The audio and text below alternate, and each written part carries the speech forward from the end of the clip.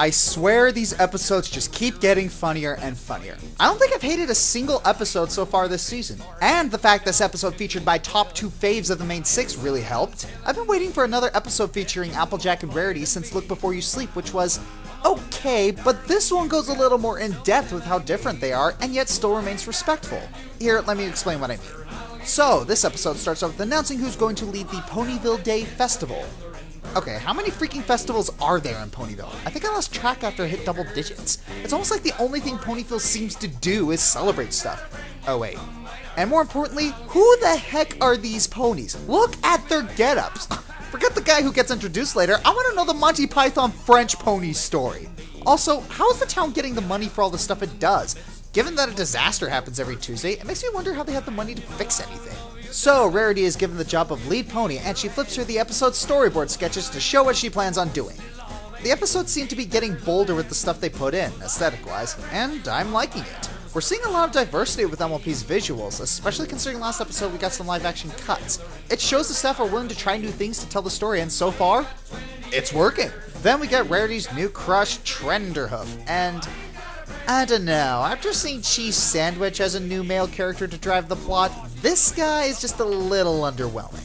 He's not nearly as developed, and all we have to go on him is exposition delivered by Rarity. It's understandable given that he only has one episode, but he seems completely oblivious to the fact that freaking Rarity, the drama queen of overacting, is coming onto him. Seriously, how is this guy so clueless that Rarity likes him? She freaking fainted in front of him. Surely with his field of work, he would have enough rabid fangirls to be able to spot one a mile away. Then again, us guys are pretty clueless when it comes to women. Even more so when we can never tell when a girl isn't interested. Now, that's not to say I hate this guy, far from it. He's just not very interesting. And oddly enough, we aren't introduced to the conflict of this episode until about a third of the way through. Usually MLP episodes get the premise, backstory, and conflict all out before the theme song happens, but no. This happens a third of the way in. Not complaining, just an observation. So, the conflict stems from Trent, I just got that, having a crush on Applejack. Guess the high society types like the rustic types. I don't know. And Rarity trying to get his attention. This is totally something Rarity would do. Sure, she's generous and hardworking, but she does have a tendency to let her fantasies and ambitions kind of drive her against her better judgment. See Prince Blue Blood. In other news, Spike seems to be taking the fact that Rarity is expressing her crush directly in front of him pretty well. I know he said he was thick-scaled, but this is refreshingly noble of him. He seems to know that Rarity doesn't reciprocate his feelings, but he still tries to do all he can to have her be happy. I think my respect for Spike just jumped up a few notches.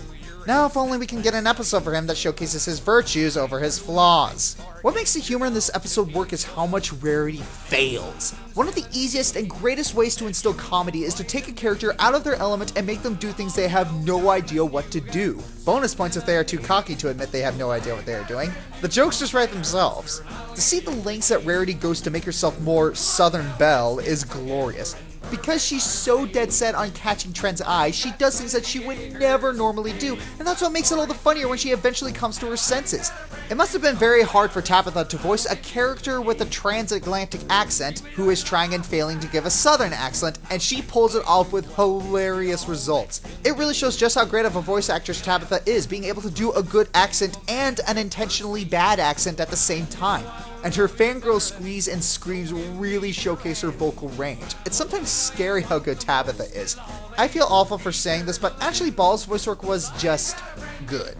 When she was pretending to be pompous, I could barely hear the classy accent, so it was still funny, just not as funny. I don't know, Tabitha blew it out of the park, so Ashley's voice work kind of pales in comparison. Wow, I feel like a jerk. And then there's this scene, where Applejack gets so fed up with Rarity's bullcrap that she stabs at every single weak point Rarity has. Let me put this in perspective. We have snooty drama queen Rarity acting like a southern stereotype, and southern stereotype Applejack acting like a snooty drama queen. And for 2 minutes straight, they try to out-hand the other. I think my chest is still in pain from how much I laughed. Rarity's breakdowns are always so much fun to watch. The moral being that changing what you are for the sake of love is a bad idea is a great moral, and well demonstrated being that we had 2 examples. Honestly, Rarity can be sometimes a bit shallow, so this is one of the perfect lessons for her to learn. It's an especially great moral for adolescents who are just getting into the whole opposite sex is no longer icky phase. then again, maybe the moral would have been stronger if it demonstrated it's bad to change who you are for the sake of friendship rather than love, given the theme of the show. I don't know, am I taking this way too seriously?